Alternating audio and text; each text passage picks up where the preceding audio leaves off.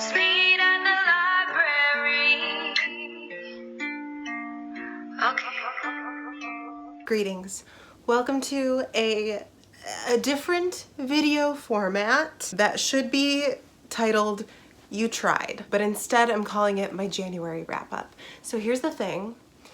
We know, just from looking at my channel, I'm not really good about posting content in a timely fashion or at all for like the past 2 years. We're gonna ignore that.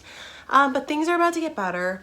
I'm trying to get back in my groove and I have a helper to do that. So what I'm thinking is when I try to like plan and film TBRs, I'm not always great at sticking to those TBRs. And because I'm not always great at sticking to those TBRs, sometimes my wrap-ups are a lot smaller than I want. So the happy medium is this.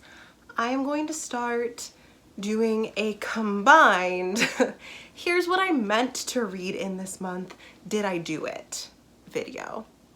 And I'm still just gonna call it a wrap-up, but it's so much more. I have got my spreadsheet. My laptop is on the floor for my reference. I'm gonna walk you through everything that my silly little brain thought I might read in January. What I started to read, what I DNF'd, what I finished, what I added to my TBR because I'm chaotic. Also, someone's bound to ask, my sweatshirt says, Karma is a cat purring in my lap because it loves me. There was probably a much better way I could have shown you that. Let's dive right in. First off, she's here. I said, Some Dukes Have All the Luck by Christina Britton. So I actually got approved for this on NetGalley and started it so long ago, months ago, and was really enjoying it. And then life got busy and I kind of fell off it. Plus I'm not always great about reading ebooks anyways. So then when I was at the library, I was on my library hat and I was like, I bet I will read it faster if I have a physical copy. So I'm a little more than halfway. I'm still enjoying it. This is obviously a historical romance.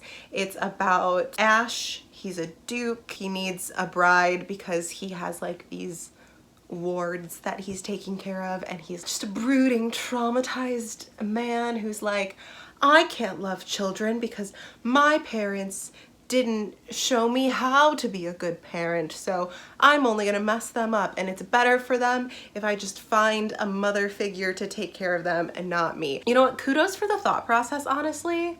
And it's like so sad because like he really likes the girls and wants to connect with them, and he's like, I can't do it. He will by the end of the book.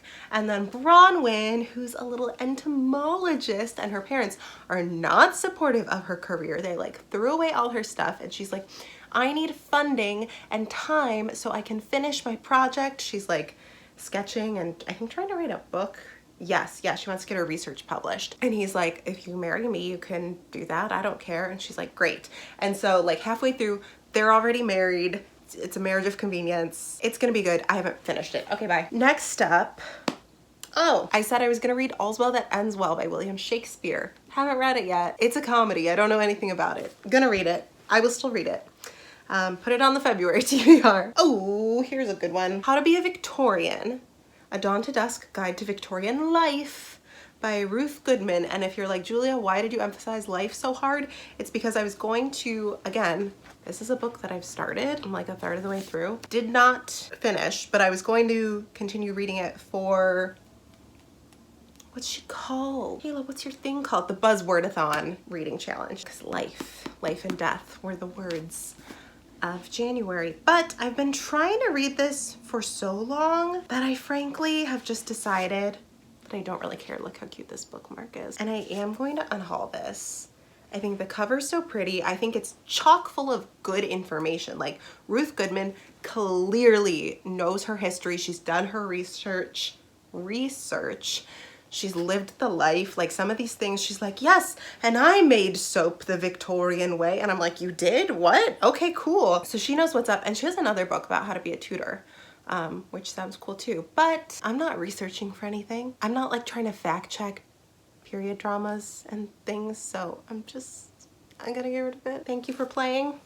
I have been telling Sarah from Sarah's Perusals for several months now that I'm going to read Six of Crows, and I am, and I actively am. There's a bookmark in here, but I'm not very far. It has longer chapters than I would prefer. I think I gotta get into the world. I'm really early. I'm like a chapter and a half in. I'm excited to love it. I want to love it. I like Shadow and Bone, the TV show, a lot. So still reading, but we did not finish it in January. So you notice a theme. We've talked about 1, 2, 3, 4, only 4 books. And I haven't finished any of them. Okay, cool. Next up, I thought, you know what would be a good audiobook for the month of January? Iron Widow. Didn't listen to it, but I will. I still own it, still want to read it. Okay, I didn't even say the author's name. Duran J. Zhao. Okay, so then we have Orlando, which is our Past It Classics book for January, or I should say was our book for January. And I have finished it, but I didn't finish it until February. So you don't get a review in this video. You just get to know that I did read one book off my TBR. Woo! Next up, I had planned a buddy read / buddy reread of The Guinevere Deception by Kirsten Lloyd. Everyone knows I love this book with like my whole heart and soul. This trilogy, this series messed me up. I want to do it again. And again, started reading it and life was just busy, and I'm still actively currently rereading it. I was reading it with PJ and Nana, and I don't think either of them are on BookTube, but I'll send you their Instagrams so you can follow their bookstagrams. It's so good. I just realized I'm being really inconsistent with like sharing synopses about these books. Don't worry about it. So The Guinevere Deception is obviously a tale of like Arthurian legend, Camelot, right? And it is about Guinevere, who's coming to marry Arthur. She's coming to Camelot for the first time.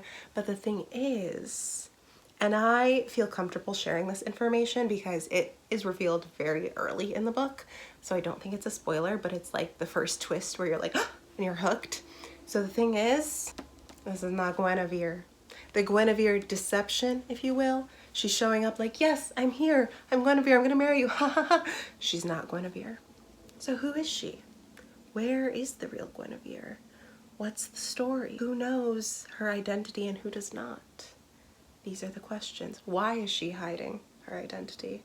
These are the things we discover. But overall, the series, like, it's a tale about humanity, love, right and wrong, morality, romance, and so many other big, important things. And I love it. Still reading. We'll put it right there for safekeeping. Next up, one that I don't own physically, I thought I would listen to the audiobook of Untamed Shore by Sylvia Moreno Garcia, and I changed my mind about it. I will still read it at some point in the future because I want to read all of her books, but I just wasn't in the mood for it. All I know about that one is that it involves a shark and a mystery. I think it's historical. I don't know. Okay, next up, another one I own physically. You'll notice I own a lot of these books, and that's because of the reading TBR challenge I'm doing with Kara. Even if it's an audiobook, even if it's just a random like mood read, girl, I gotta be picking them up off my physical TBR, off of my own shelves, because I have a problem. You can see me staring at my books, you can't see what I see. It's a lot of books. So I thought I would do the audiobook for A Long Puddle of the Sea by Isabel Allende. I really enjoyed The House of the Spirits, like way more than I thought I would. So I've been slowly picking up a couple more of her books. This one's more recent. This one is from 2020.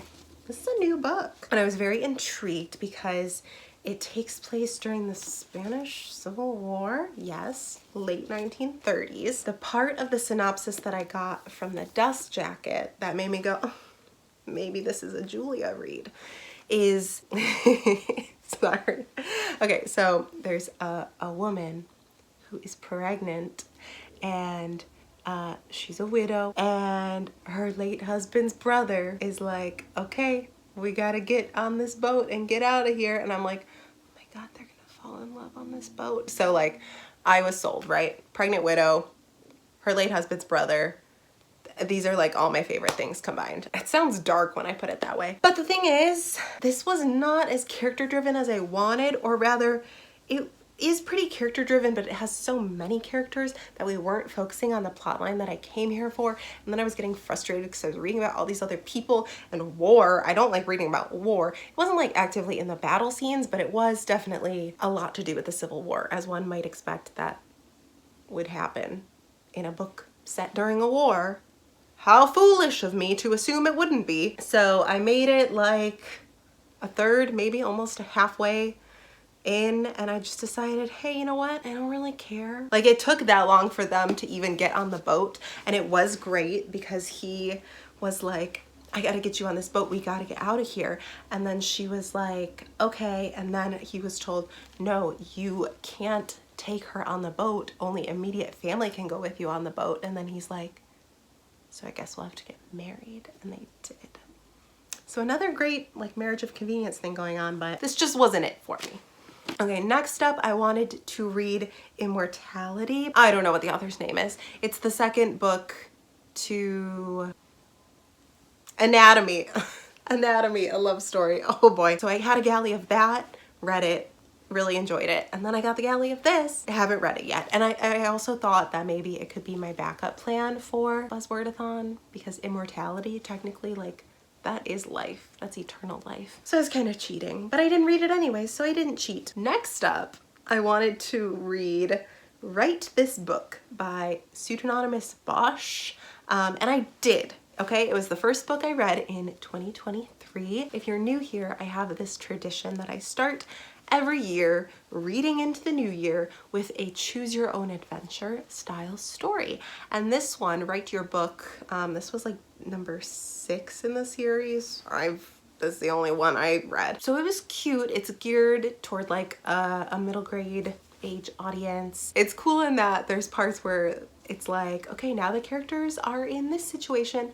Literally, here are some lines, write what happens next. But as you can imagine, you can't just write like literally anything, because then the next time the author picks back up, like, it's not gonna make sense, because you can't just be like, and then they got on a spaceship and flew to Mars, because then when he picks up, he's gonna be like, yeah, and they're still there in the alley, and you're gonna be like, no, I sent them to Mars. Why am I ranting about this? It was totally fine.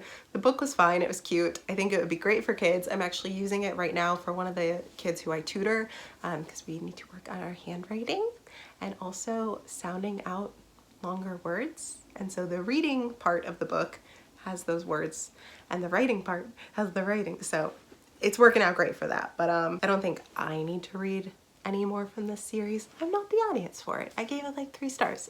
It's doing its job, okay? Next up, Within These Wicked Walls by Lauren Blackwood.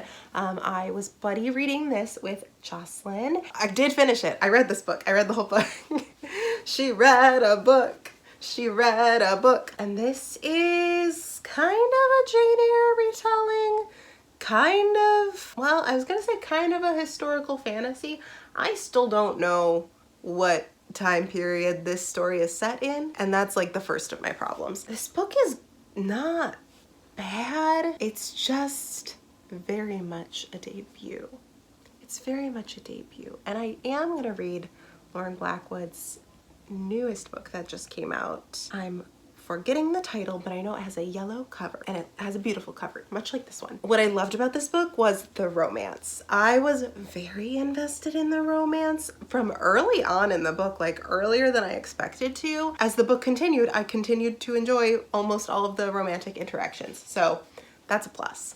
The paranormal and like actual plot elements, they didn't feel very fleshed out to me. It didn't feel super well explained. So the reason this character, our main character, oh, Andromeda, Andy, yes, okay. The reason she comes to the house is because it's like a haunted house, and she has to like make these amulets that help fight off, they weren't called ghosts, like manifestations maybe is one of the words that they used. There were a couple. And so she's pretty good at her job. She was trained by someone who's like amazing at it, but he kicked her out. And so and you're supposed to like have a license to do this, and so he kicked her out before she got her license. So now she's like having a hard time finding jobs because no one wants to hire basically like a non-licensed exorcist. But they're willing to take a chance because this house is so haunted that everyone is failing, and they're like, you, come on in. Things progress from there, right? Some of the writing was really repetitive. There were like certain words that were coming up again and again, and I was like, we get it. Believe me, I get it. I'm ready for a new word. You can trust me with another one. I won't get confused, I promise. And then also, I hated her mentor character so much. And the more the book went on, the more he just kept getting involved in the plot. And I was like, get him out of the plot. And I reached a point where I was like, the only good thing he could do at this point in the book is just sacrifice his own life in a way that helps get rid of the manifestation in the house. Like, that was all I wanted. I was like, just die. Like, he was awful. He was so abusive to Andy. Like, it makes me upset just thinking about it. But it was like such a toxic relationship because he was like a father figure to her as well. So she like genuinely loved and cared about him even though she knew he was doing all this messed up stuff. I'm sorry, I'm spoiling. Like, she forgives him in the book and I was like, don't forgive him. He's trash.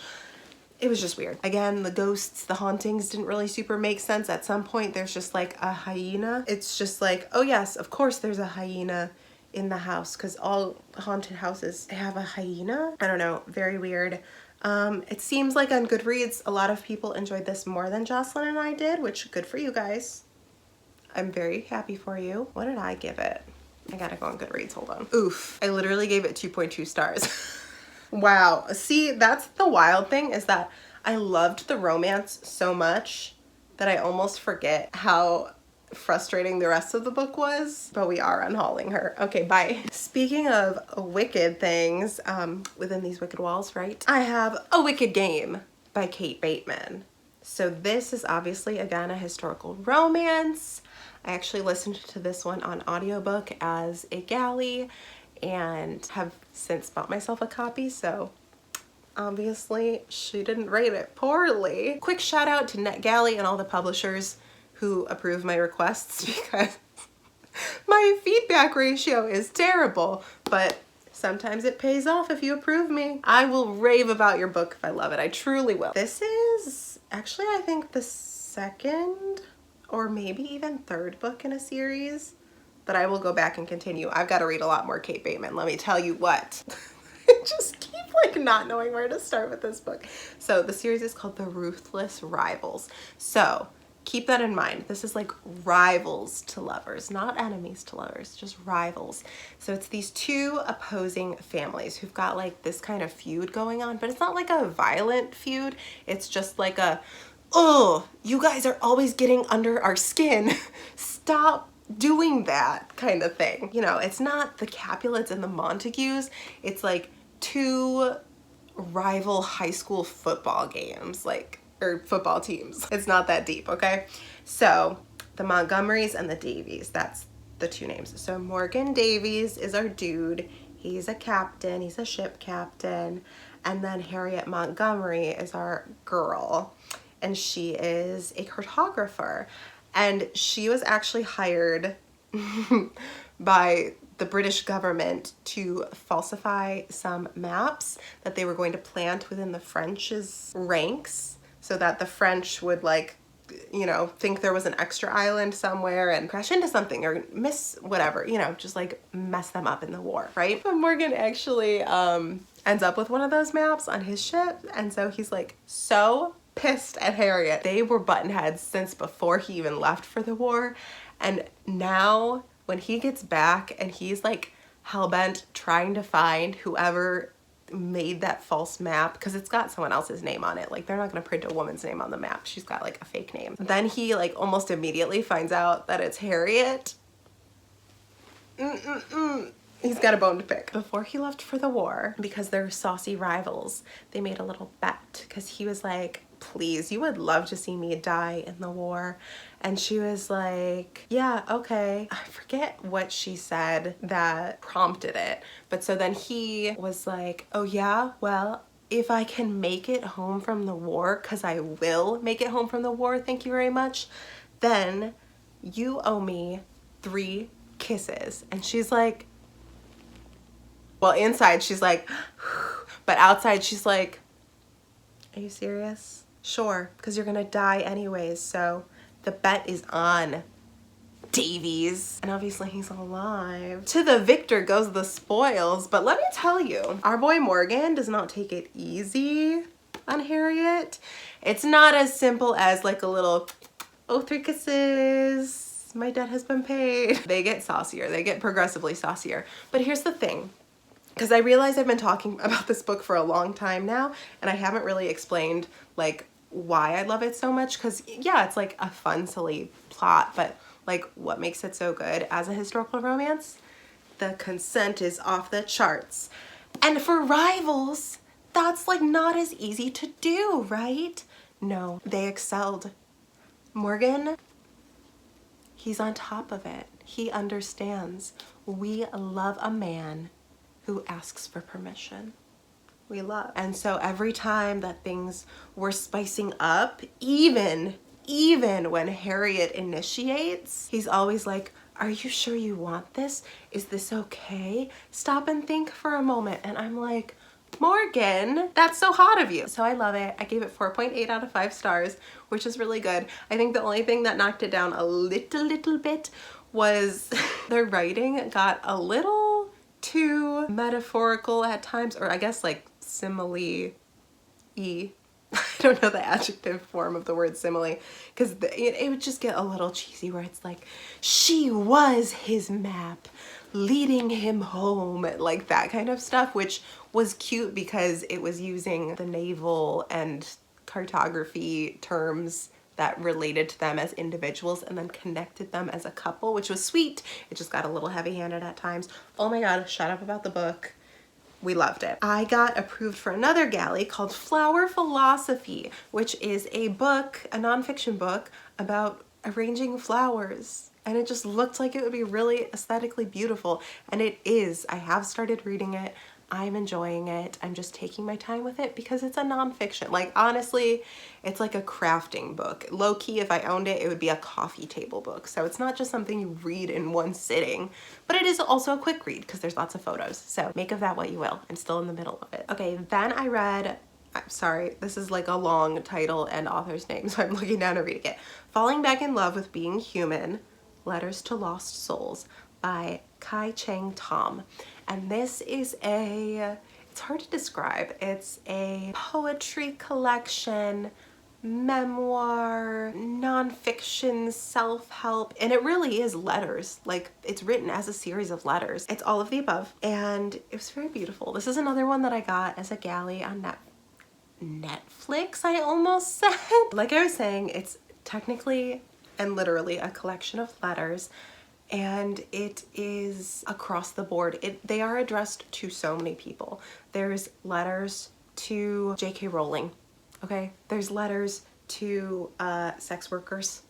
There are letters to the actual reader of the book. There's a letter to the Animorphs. Remember Animorphs? There's a letter to the Animorphs. There's just letters to everyone, and they're about forgiveness and self-love and growth and humanity and just like what it is to be on this earth, a human person, what that's about, right? It was really lovely.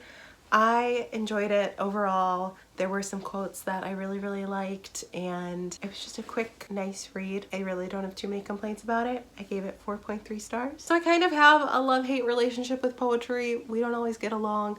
I like stanzas. I like a rhyme scheme. I like a nice little A-B rhyme, like the 4-year-old that I am. This wasn't that kind of poetry, so they didn't always vibe, but there were some lines where I was like, oh, like I highlighted quite a bit in the ebook. I think I already said it, but 4.3 stars. Very good. Oh, by the way, Flower Philosophy, Falling Back in Love with Being Human, neither of those were originally on my January TBR because I didn't have them, but then when I got approved for them, I was like, I want to start this right now. Also, not initially on the TBR, but added in. You saw I was kind of wishy-washy with my audiobooks, right? We talked about this. So one that I tried to pick up was So Many Beginnings by Bethany C. Morrow, and this is a Little Women remix. in that, I don't know the name of the series. It's just like classics remixed. Remixed classics, is that what it is? Which I'm pretty interested in across the board, honestly. Like they all sound really good. The Romeo and Juliet one I really, really want to read. The Jekyll and Hyde one. Oh, the Wuthering Heights one looks really good. Oh, The Great Gatsby. There's so many. They look great, okay? So this is the one that I owned. I started the audiobook. I made it about halfway through and it was not bad. It wasn't bad at all. I just didn't feel motivated to listen to it. It was like the same thing I did with The Long Petal of the Sea, where I was just like, I'm not picking it up because I just don't care. So I want to put it in the hands of someone else who cares more than me. So I'm gonna just donate this. I don't think it's a bad book. I literally didn't have any qualms with it. I mean, maybe it reads a little bit on the younger side of YA, but sometimes I read that and like that too. I'm sorry. So I'm sure the book is fine. I just wasn't vibing with it. I'm gonna put it down. Last but not least, the most successful audiobook of the month, of the 2 audiobooks that I listened to. Dun, dun, dun, dun, dun, dun, dun, dun, dun, dun, dun, dun, dun. Love and Fury by Samantha Silva. Oh my God. Hey, everyone, would you like to meet, we match, sorry. Would you like to meet my first 5-star book of the year? Because she's right here next to me. Hi, darling, how are you? You can probably see here, it says a novel of Mary Wollstonecraft. So this is a slightly fictionalized account of the life of Mary Wollstonecraft. As you can see, this book is stunning. And it's just as stunning on the inside. It is not that long, but oh my God.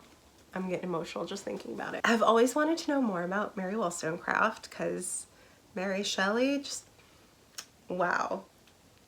Girl, where did you come from? And I do have Romantic Outlaws, which is about the 2 of them and is in fact a biography. So I'll be picking that up in the near future for sure.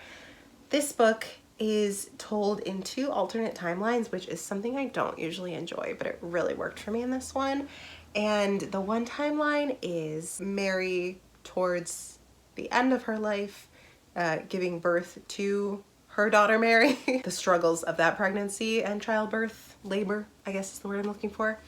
And then the second timeline is just like the rest of her life, just the history, the whole story of her life from her childhood, which I love. People who don't like books that start with a character when they're a child, I cannot relate to you. I love that. I love it. So yeah, it follows her through the ups and downs, the iconic feminist moments, the tragedies, the romance, the stress. I was stressing. I don't know if Mary was stressed. She just had a lot of wild things in her life, truly. And I was like doing my research throughout the book, being like, was this a real person? And it was a real person who knew Mary Wollstonecraft. Like every time I was like, of course it was. Why am I not surprised? Clearly she did her research. I'm so excited to know what she writes next. Mr. Dickens and His Carol is her other book that I'm not super interested in. Let's switch sides. I do want to read more from Samantha Silva for sure. Also, some content warnings for this that are in my Goodreads review because I don't remember them all. Just check on my Goodreads, honestly. I don't want to get into it right now. I'm talking about my favorite book and I don't want to bring the mood down, okay? So yes, it's heavy, but just check before you go into it to know if you're gonna be okay. I was really enjoying this book, and on my way to work one day, I was like, what is it about Mary that just like gets me deep in my heart and soul? Because there's not like a lot of her life events that are, thank God, particularly relatable to me. I didn't know about her beforehand, so I'm not like connected to her in some other way, shape, or form that's like, oh, it makes me think about this TV show I watched about her. Like, no, nothing. Why? Why am I feeling it? And then it struck me like a bolt of lightning. I thought to myself, this woman is a Taurus. I know she is. And I Googled it, and she was. Mary Wollstonecraft was a Taurus, and I don't know if Samantha Silva, is she a Taurus? Does she know her zodiac? Did she understand this? Or is it just a coincidence that she wrote that so accurately? I don't know, but we stand a Taurus queen. So Love and Fury, 5 stars. And those are the 1, 2, 3, 4, 5, 6, 7, 8, 9, 10, 11, 12, 13, 14, 15, 16, 17 books that were on my radar in the month of January and the 5 that I actually read. I hope this video format makes any sense to you guys. I like it. You are probably thinking, why bother telling us about the books that you didn't read? And I say, because I feel like it. Thank you all so much for watching. Please let me know in the comments anything you want to share about any of these books. That's a cool cover. I need to read that book now. I DNF'd that too. Why are you so mean about that book? I don't care what you say. Just say it. Thank you so much for watching, and you'll see more from me soon. Bye.